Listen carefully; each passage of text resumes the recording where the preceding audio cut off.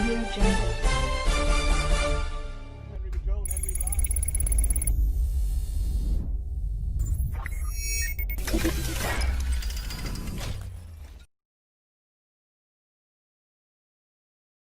Today we seem to hear from you things we can't do. But when you're asked, can we go back to school? I don't hear much certitude at all. I hear, well, Chairman, maybe. do I have a little bit of time to... Well, I give you a little. That was well over 5 minutes, but we'll. Thank you, Senator Go ahead and Paul.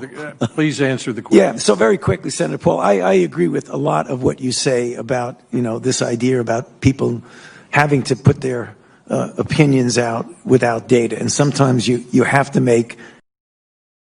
Hundreds of contacts come in already, and that was just of the last time we got the report, which was Friday morning. I believe that about right now, we're probably close to 1,000. We're talking about 22 different states, and these are all individual students that range from those who are working moms, two parents working, schools that have been shut down. In Oregon, Steve, the governor shut down all charter schools, but went a step further and said you can't even have virtual online charter schools. So we're specifically looking at a lawsuit there. We're going to go right to school boards immediately starting this week with demands to make sure that they're making the right accommodations. If they don't, then we take those legal options. We seem to hear from you things we can't do. But when you're asked, can we go back to school? I don't hear much certitude at all. I hear, well, maybe it depends. I agree with you. I am completely unqualified. It is a fatal conceit to believe any one person or small group of people has the knowledge necessary to direct an economy or dictate public health behavior. I think government health experts during this pandemic need to show caution in their prognostications. It's important to realize that if society meekly submits to an expert, and that expert is wrong, a great deal of harm may occur when we allow one man's policy or one group of small men and women to be foisted on an entire nation. Take, for example, government experts who continue to call for schools and daycare to stay closed, or that recommend restrictions that make it impossible for a school to function.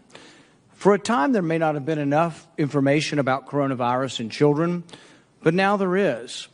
There are examples from all across the United States and the world that show that young children rarely spread the virus. Let's start in Europe. 22 countries have reopened their schools and have seen no discernible increases in cases.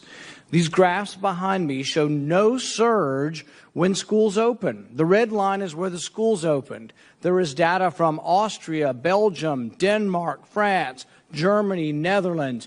No spike when schools are opened. Contact tracing studies in China, Iceland, Britain, and the Netherlands failed to find a single case of child-to-adult infection. Here at home, child care for essential workers continued to be available in some states throughout the pandemic. Brown University researchers collected data on daycares that remained open during the pandemic. Over 25,000 kids in their study found that only 0.16% got COVID. And when you looked at the confirmed cases for staff, there was about 1% of more than 9,000 staff. The YMCA also has put forward statistics. 40,000 kids at 1,100 sites. There were no reports of coronavirus outbreaks or clusters. Dr. Joshua Sharfstein of Johns Hopkins writes, there is converging evidence that the coronavirus doesn't transmit among children like the flu, that it is a lower risk. Just yesterday, the American Academy of Pediatrics says we got to get kids back in school. We want them physically present in school. They even cite mounting evidence that children are less likely to contract the virus. Ultimately, this all comes down to the fatal conceit that central planners have enough knowledge somehow to tell a nation of 330 million people what they can and can't do. Perhaps our planners might think twice before they weigh in on every subject. Perhaps our government experts might hold their tongue before expressing the opinion whether we can play NFL football or Major League Baseball. Not in October. Perhaps our experts might think twice before telling the whole world that a COVID vaccine likely won't provide herd immunity. We don't know. Why weigh in with these opinions that we have no knowledge of? These are forecasts that may well be wrong. Perhaps our experts might consider the undue fear they are instilling in teachers who are now afraid to go back to work. No one knows the answers to these questions. We shouldn't presume that a group of experts somehow knows what's best for everyone. Hayek had it right.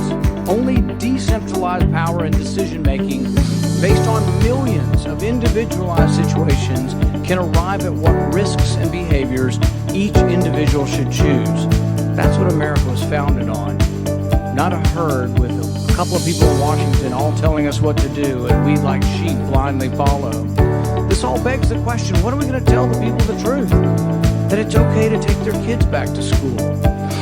Dr. Fauci, every day, virtually every day, we seem to hear from you things we can't do. But when you're asked, can we go back to school? I don't hear much certitude at all. I hear, well, maybe it depends.